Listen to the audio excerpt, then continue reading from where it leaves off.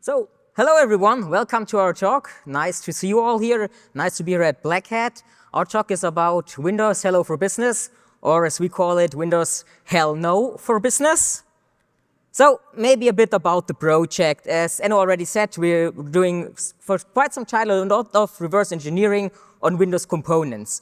And most of our work we're doing is actually funded by the German Federal Office for IT Security, which is pretty nice because they do not want to hunt for bugs once in a while, the government, but they want to understand how Windows works. Essentially, we work for ENW, a German company, and we're contracted to conduct various in-depth security analysis of security-critical components and functions in Windows. Such a component is Windows Hello for Business, the biometric authentication that's new in Windows with face recognition and everything. This project has started last year, and it's going to end in the spring of next year. And hopefully soon we will have a homepage where we will publish all our reports, because we not only work on Windows Hello for Business, where we'll publish an extensive report of around 170 pages with all our reverse engineering work with all the details, because we omitted quite a bit in our talk to make it fit in the time frame. But we also will discuss work on control flow guard in this project, for example, code integrity, group policy. So a lot of interesting stuff will come up there in the future. So as I already said, I'm Till and I'm from Germany, and I hand over to Baptiste. I'm Baptiste. I'm French, but I work for a German company. And today with Till, we would like to share a journey with us in Windows Hello for Business as a whole. First of all, say hello to Windows Hello. In 2015, 10 years ago, Microsoft introduced a new features in Windows operating system to remove more and more the passwords and to use instead of biometrics. Why removing passwords? Well, it's quite simple. Passwords are forgettable. You can lose your password sometimes without knowing it. And it's a bit tricky to handle for an everyday life because you need to type it and so on. It's quite complex. But using biometrics is something you never lose. It's something which is very hard to stall you, except by cutting a finger or something like that. And in addition, well, it's in a way a sort of user experience comfort when you are in front of your computer and everything is accessible a bit like magic. And in this journey of a passwordless life in Windows, Microsoft is going to push more and more these features of Windows Hello everywhere. Just give you two examples.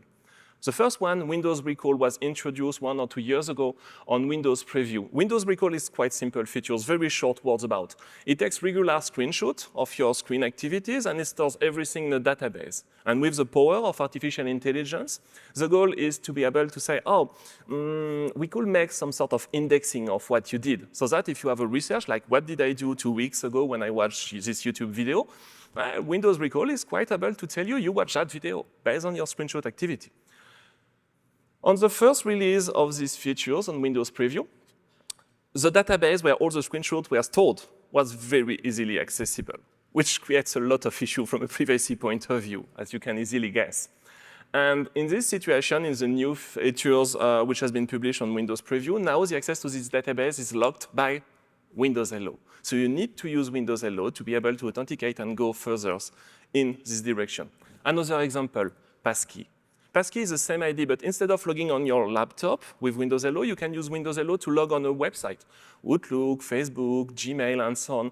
If they support the protocols, or the cryptographic protocols between the website and your laptop, it's possible to use your biometrics indirectly, but in a way to create a sort of crypto challenge to be able to authenticate with the website. So as you can see, Windows Hello is going to be more and more important in the life of Microsoft users. Windows Hello for Business is built on 2 key principles. The first one is the identification, to be able to say that person in front of that machine is this one, giving a name to that person. It's the identification part, the Windows Hello of Windows Hello for Business. And on the other side, the for business side, is for authentication, to say that users who know the identity has access to this kind of resource online. So that's the authentication part. The rest of the procedures once the identification has been performed. let me explain to you how works this kind of authentication. Let's dive into the for business part. Once the enrollment has been performed, or part of this enrollment procedures, once the biometric has been taken, the system is about to create user ID keys. A user ID keys is a set of 2 keys, one public key, one private key from asymmetric cryptography. And the goal is to use these keys to make a cryptographic challenge to make the authentication. The public key is shared directly with an identity provider. It can be Active Directory, Entra ID, and so on. And the idea is to link that name of the users to this public key so that we will be able to check with a cryptographic challenge that the user identified is really the one he pretends to be. And then on the machine, we have the private key. This one can be stored directly on the machine, and it should never leave the machine because it's used for the cryptographic challenge. If your machine has a TPM, Trust Platform Module, we store the private key directly in the TPM. Otherwise, according to Microsoft documentation, it's up to the software to manage it. For WinLogon, for instance, it's directly in the registry of Windows with a crypt protect memory. So very sort of weak cryptography procedures, easy to decode. Anyway, so that's how it works for the enrollment. And now, when we make a full procedure of identification, of authentication, what happens? First of all, the user provides a gesture to Windows Hello. A gesture is the set of all the possible devices able to collect biometrics. So you have face recognitions, voice recognitions, iris recognition. If you have a HoloLens, you can have also fingerprint. But the most maybe important one is the TPM pin. In fact, in the passwordless journey of Microsoft, we still have a TPM PIN, a sort of very short password if we want to get access to the TPM. So the gestures is the general name to give biometrics to the system. And then we use a biometric template stored in the system, so the list of users associated to biometrics already collected during enrollment to check that we know that users. Each gesture has access directly to a protector key. So a protector key which is unique per gestures. And each protector's key ciphers an authentication key. The protector keys are all different for all gestures, but the authentication key is the same for one given user. So it means that each gesture has its own way to get access to the authentication key in the middle. Okay, so let's sum up. Windows Hello, we have the face recognition, for instance. It's me, okay, it knows me, so it gives access to the protector's key. The protector's key gives access to the activation key, and the activation key gives access to the user ID key. That's the private key we mentioned just before, directly stored in the TPM. By the way, and for short story, it's possible also to have the user's key of Passkeys in the same place. And then with the user key, we can make the cryptographic challenge with the identity providers. The identity provider uses a public key to check that everything is fine and give a feedback to Windows Hello. That's the story of Windows Hello for business, with everything together. Now, we propose to dive on the local machine, on the machine directly. Let's make some Windows internals, but just for Windows Hello. We have 2 possibilities to do so. The first one is the user is directly providing biometrics to a device, and that biometrics is directly transferred from hardware point of view to kernel mode, to the operating system, if you prefer, with a bus drivers. Let's take, for example, the WHfB driver. Then we have a manufacturer driver, which is used to take the biometrics from the device that the manufacturer knows because it designed it, and then make the conversion so that the data is accessible to the biometric drivers, as Microsoft documentation expected it. And then the biometric drivers transfer this information in user mode to the Windows biometric service. This is a service running automatically in session 0 with under system users. That's the first possibility. We can have another possibility with another kind of device. We provide the same way the biometric to the device, but the device directly processes the biometrics, either to make directly the conversion for the biometric service, or directly to make the identification if the device is capable of enrollment directly, to say that's this is that user. Still a bus drivers. Technically speaking, it's still possible to have manufacturer drivers, but it's optional in this case, directly to the biometric drivers, and we go to the Windows service directly. Okay, great. The Windows biometric service directly is not alone to make an identification of a user. It uses third-party software, usually the manufacturer software provided. The goal of this software is to help to make the identification, because face recognition is different from fingerprinting and so on. So sometimes we need some flexibility in the way we can handle the code. And of course, the Windows biometric service is also in connection with the template database. By template database, this is exactly a folder in the system where all the biometrics of user enrolled on this machine belongs. And of course, everyone has interaction with the template and so on.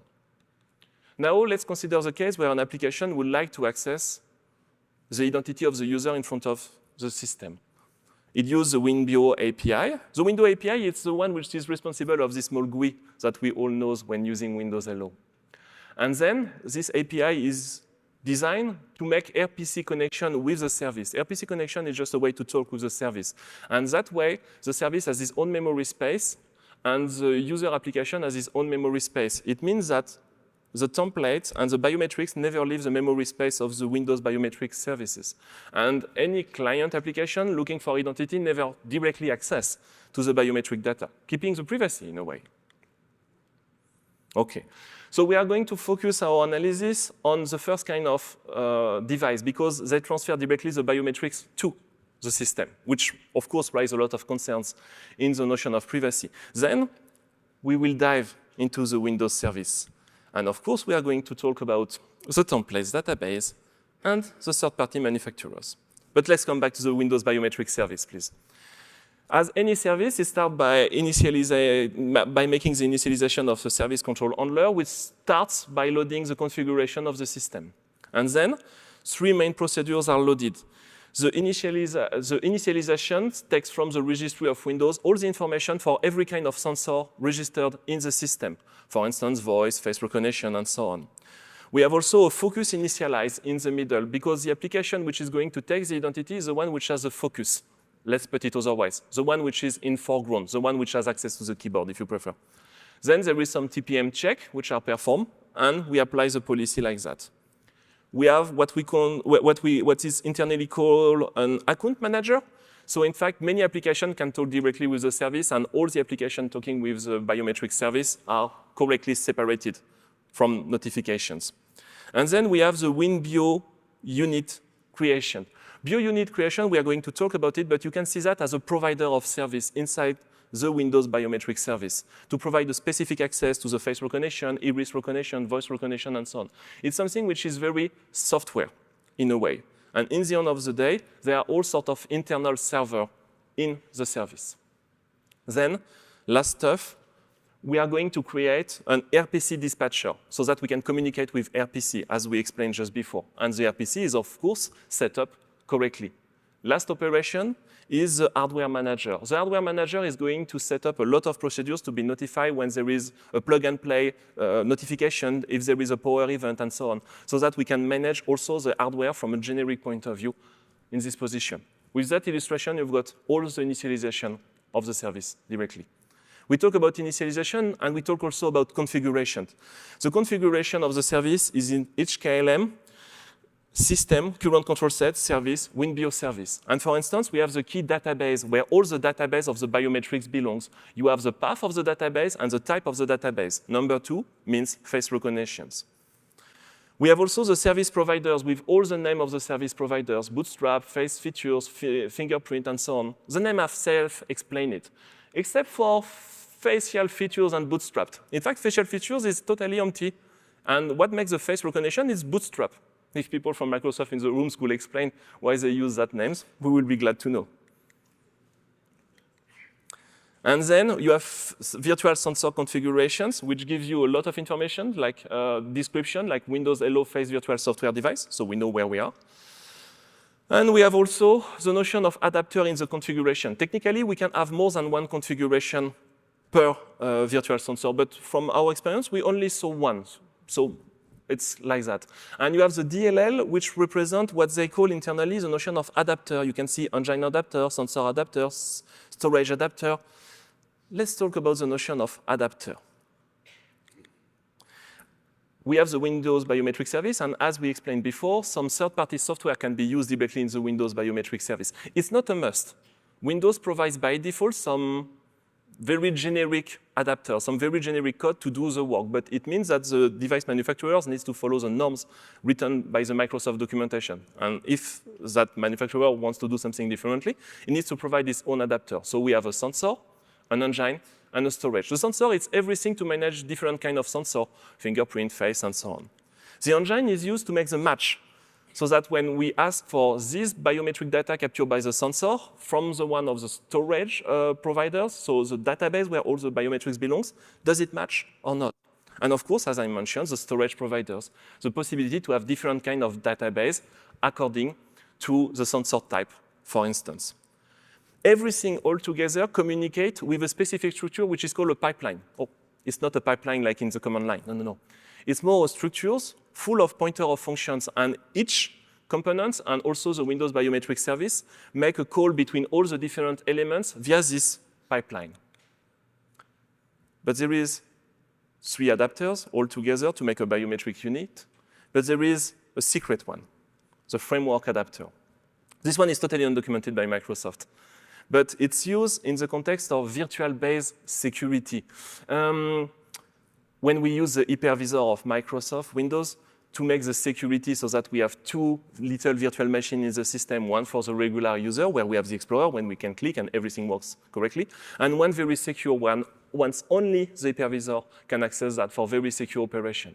And in a way, that framework, it's a bit the sensor, the engine, and the storage all together, but mostly the storage stuff, to make communication with the rest of the system. This very specific adapter, the framework one, comes with the enhanced sign-in security, ESS mode. So that's the most secure mode that we can use with Windows Hello. Normally, when we use Windows Hello without ESS, you have logon UE, which makes a direct call to the WinBio API, which makes the connection with the biometric service.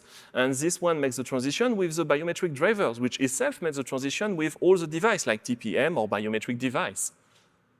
But when we use ESS mode, the hypervisor is there to make the protection. And now the hypervisor is taking care of the hardware requests, which are directly addressed to the biometric device, rerouting this stuff between 2 different worlds, VTL0, VTL1. As we explained, the 2 little virtual machines, VTL0 is where everything is fine, I would say. And VTL1 is where we have the maximum security, where only VTL1 components can access to this memory and not VTL0, despite you are driver or not. And in this situation, the hypervisor reroutes the operation to the secure driver, which is equivalent to the biometric driver in VTL0. And we transfer that information to the isolated Windows biometric service. Very long name, make it short. bioiso.exe in system32 is the executable where the ESS mode belongs.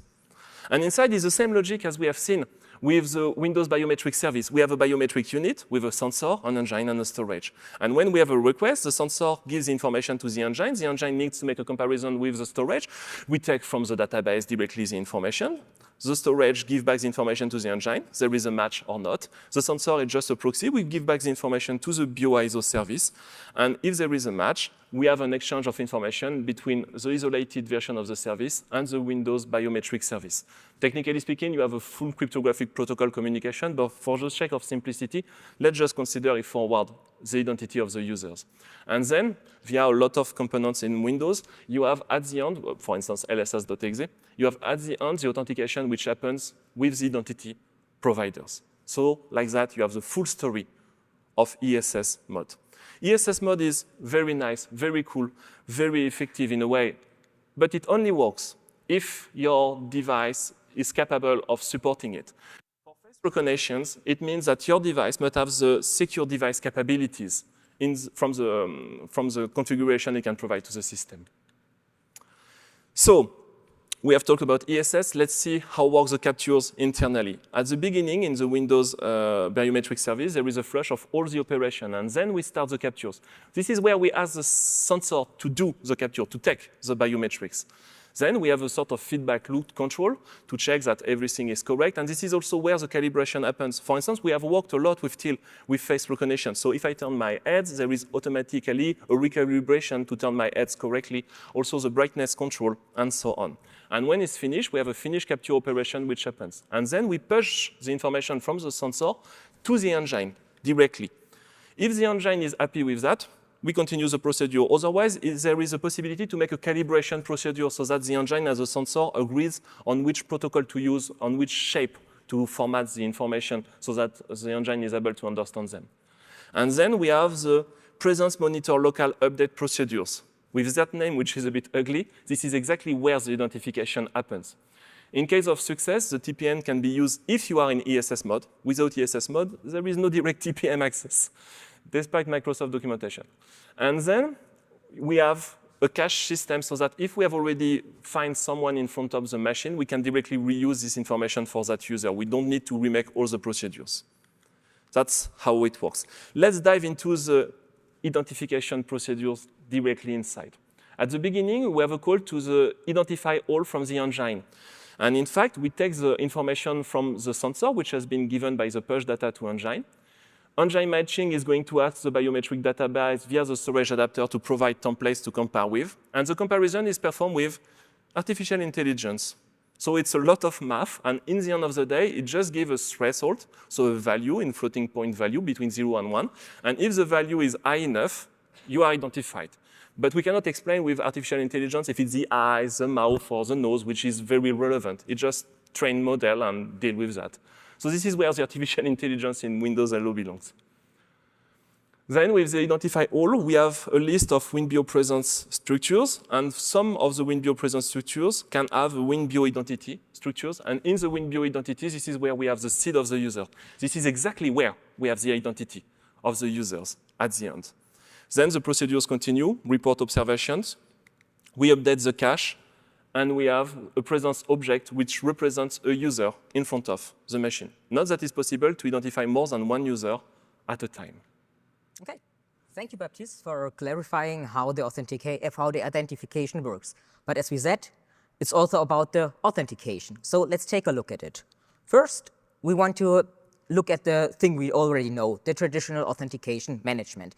In the beginning, a user provides his password into the system. This password can serve as an entropy in a cryptographic procedure that produces a hash, which is then used for the authentication with the identity provider, so typically Kerberos. And then, now here we have a strong coupling between the entropy, the password, and the authentication procedure and the authentication itself. This is pretty well known. And in the biometric case, it's a bit different, because here we do not provide any real entropy. The user provides his face, for example, his biometrics to the biometric service. Now we have this identification Baptiste talked about, but this one here stands for itself. We only have an identification procedure. In the end, we will get a ticket that says, yep, I identified this person, that's okay. But then we have a key release mechanism. This is one of the essential parts of the Windows Hello for Business part, that we need a key for authentication. So we need some way to release this key. And this is done with data provided on the hard drive. And this one is then passed to the passport infrastructure, which is used to handle all the keys that we have, like the Passkeys, the authentication keys to Active Directories and other identity providers. And then we, of course, access in the end the key protected by the TPM to create a signature in the context of LSRSS in Kerberos authentication with BKinit, for example, to authenticate against the identity provider. But in this case, we do not have a strong coupling between the biometrics we provide and the key release. And there's no entropy coming from anywhere. So we have now talked about the authentication, which relies on the identification. One really important part of this identification is the template that is stored in the database. So we need to look how is this done, because this is what's doing the matching against. So let's talk about the database, and especially the database format, because in the end we're reverse engineers and we reverse both code and data. So for us, it was really interesting to dive right into the database format. So, of course, you do not start like out of nowhere. You typically read some documentation. So let's see what Microsoft has to say. So who has access to Windows biometric data? Only the Windows Hello service should have access to the templates. Okay, this sounds nice. Even though there is no real service named Windows Hello, but it's meant to be the biometric service. So, and also there's protection in place. So we already know from the documentation the location where it's saved, and then it says that it's encrypted with a per-base key in ISCBC mode, and there's also a hash. This hash is then used to ensure the integrity, to make a long story short. So this sounds really good. We have per database encryption, and we have integrity. Okay. So biometric data in the end is the holy grail of mobile device security. So we need really strong encryption for this. And as we said, we're coming from an identification point, so we need something that identifies the user. In Windows, this is typically the SID, which you would get, for example, from the presence data that Baptiste mentioned previously. And we use the SID to authenticate the user. And user authentication is the holy grail of domain security. If you fail this, you fail your whole domain. And we know that the biometric unit uses this template saved in the database to perform a match. But we need to have a decrypted template to perform this match. So there needs to be some way to decrypt it. But we cannot provide any entropy into the system beforehand because we're doing passwordless stuff. So the big question is, where is now this key coming from to provide us the entropy? So let's take a look at the database format in a broad overview. We have multiple parts of it. The first one is an encrypted header. This is like the security header that ensures all the security of the database, and it itself is encrypted.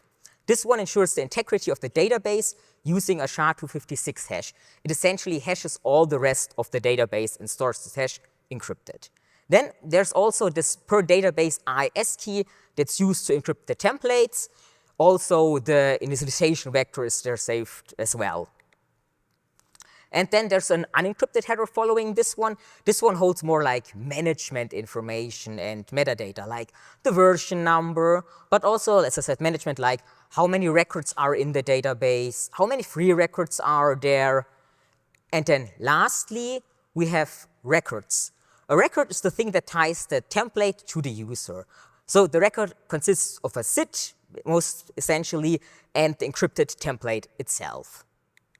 So let's take a look at such a record now. We start with the record header, which has a lot of entries, and it then follows directly the payload itself. And most importantly here is that we reference the encrypted template and the decrypted template by size, so we know what we're dealing with. And the other important value in this one is the WinBio identity, the identity of the user that is tied to this template. This identity holds a SID.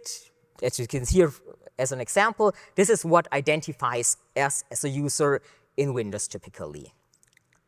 So the database security. We now know that there's an encrypted header that ensures the integrity of the database and the confidentiality of the biometric data. So this is really the important thing where everything comes together.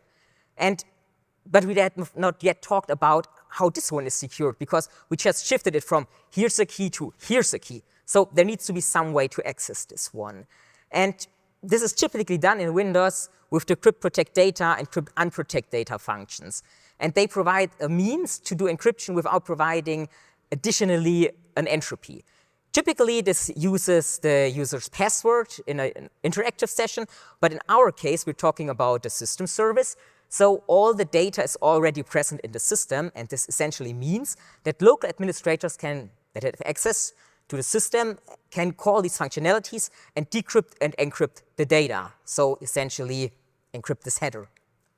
So this means that local administrator break the security of the database. They can decrypt the data, read the templates of all the enrolled users, the key, change the database, update the hash, and break the integrity.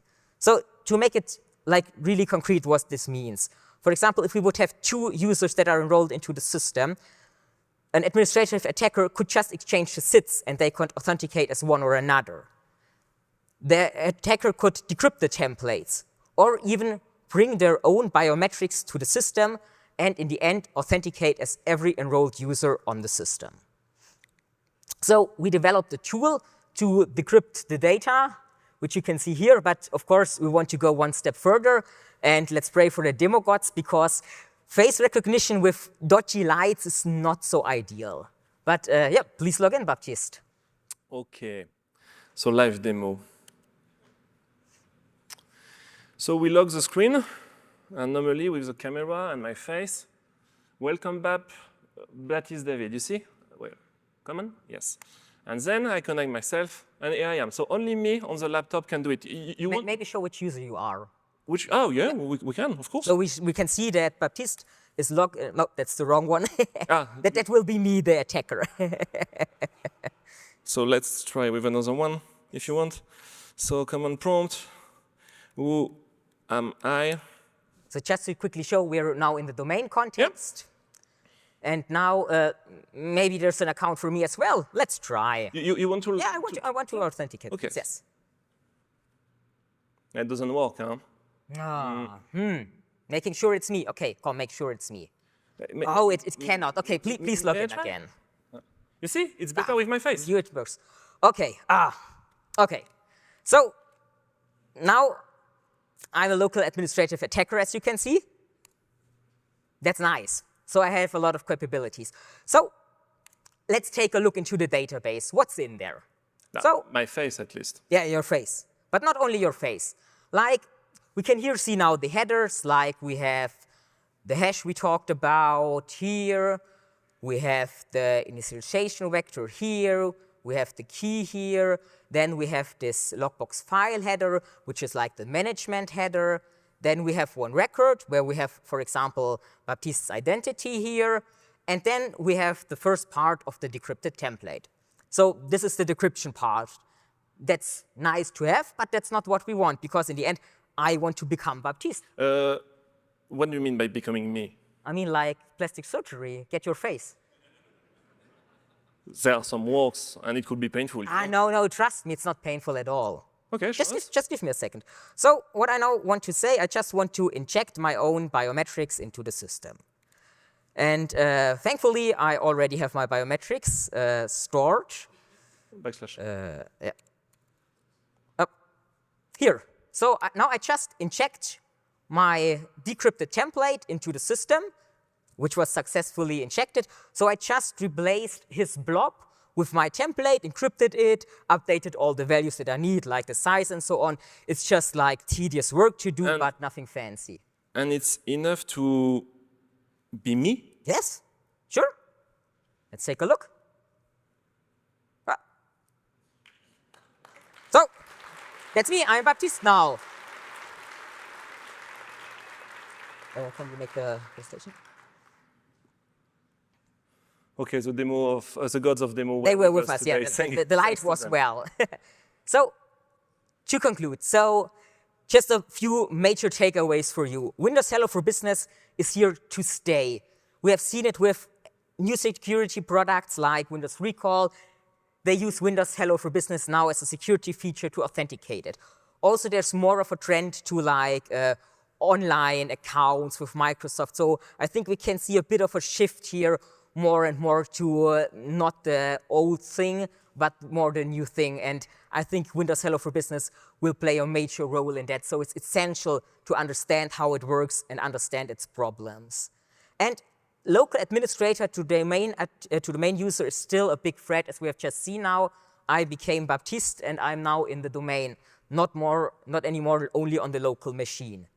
So in the worst case, this could lead, for example, to local admin to domain admin. But I think we did now make a lot of fun about the database, its encryption, and so, but we need to see what's Microsoft facing as a challenge, because they're securing really heterogeneous clients. And that's a big challenge. If you consider, for example, your mobile phone, mobile device vendors do not support that many devices as Microsoft is doing. And maybe they only support the highest security features on their flagships, which Microsoft is more or less doing also with their surfaces. But with some devices, they do not have control over everything that's in there. So they try to provide more security, but it's hard for them because they have no control over the hardware. Because in the end, for ESS mode, which we already discussed, where we would then have the isolated kernel, where we can handle the keys for the templates, it's isolated from the user, so it would be fine. So we need hardware support. But for example, we bought these ThinkPads here around 1.5 years ago. But sadly, they do not have a secure sensor for the camera because they use AMD chips and not Intel chips. So yeah, you might face some challenges, and you have not even thought about yet that much. And also, you need virtualization-based security, and in some cases, if you're running your stuff on a hypervisor, which does not support nested virtualization, you cannot use it. But if you can, and you're using Windows Hello for Business, yes, use it. Try to use ESS mode. That's the key takeaway, I think. And so to make the world a bit of safer place, maybe some recommendations. So in any case, I would suggest, or we would suggest, only one user per client. Just like your toothbrush, don't share it with other people, only one user per client. And also, if you are restricted because you cannot use ESS mode, you can consider, for example, using only PIN authentication, because in this case, the PIN can be used as an entropy, and it's actually then protected via the TPM, this key release, and you have the anti-hammering features from TPM. This is one of the cases where I see that it makes sense as Microsoft is pushing for a mandatory TPM.